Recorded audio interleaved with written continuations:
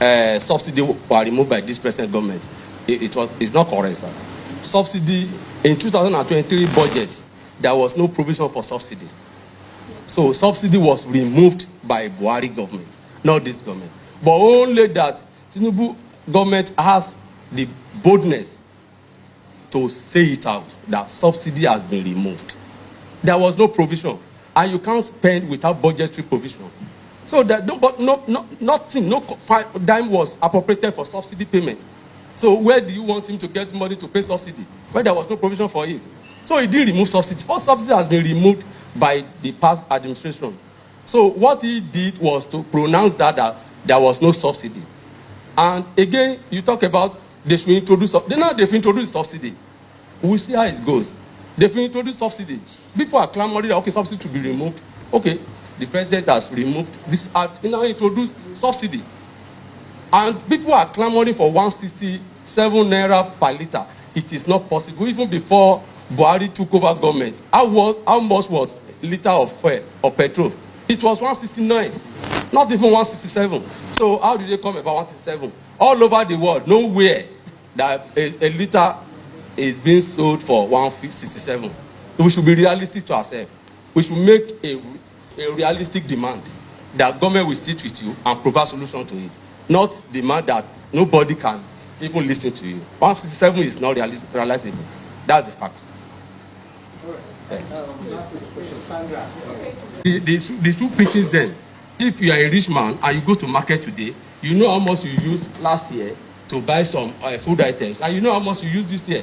So it affects everyone. So it's not peculiar to the youth or to the poor people alone. But I will advise that they should please be patient, because this man has a very noble project, especially for the youth. And the agriculture, now they talk about rice distributed. Nobody distributed rice to me.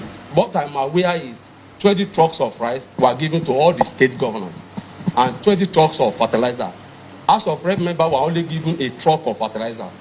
Senators were given 2 trucks of fertilizer. And we have given, I've distributed my own. Immediately, they drop it in my constituency. I distributed all the 600 bags of fertilizer given to me. So, and we still know some few members are even yet to get their own fertilizer. But me, I've gotten my hand, I've distributed it. So if people are talking about rice being distributed, I'm not aware of that. As this year, no rice was given to any rep member. I can boldly say that.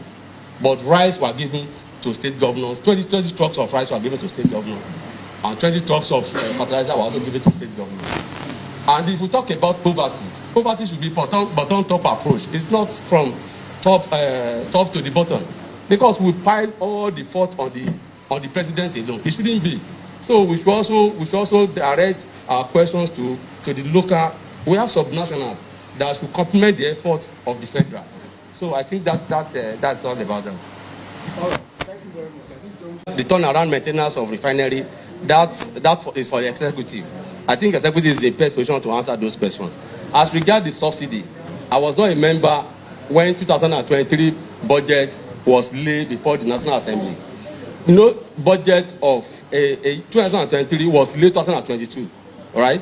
And it was passed December 2022 to take effect from January 2023.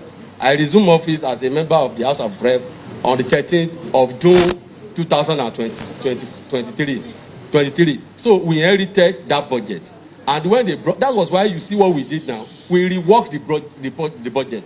We reworked 2023 because we discovered that this budget can't work. It's not working. So we have to rework it. And this government, the present government said they do not want to award any contract without cash back. You know, unlike before, you see contract being awarded without cash back. That's why you see abandoned project everywhere. But this one said no. Any project that we award, there must be 100% cash back. That you know, okay, any contractor that moves to site must be mobilized at threshold, they pay you. That's how it should be. That's why we reward the budget 2023.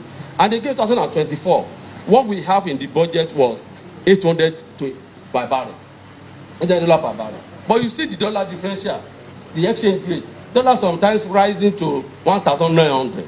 That was also why the finance committee, which I belong to, also proposed a windfall levy for all the banks, because banks source for dollar from CBN, and dollar were given to them, but the windfall on that dollar, bank has been the only one eating it all the years. But this government said, no, enough is enough. We can't have money and be borrowing money.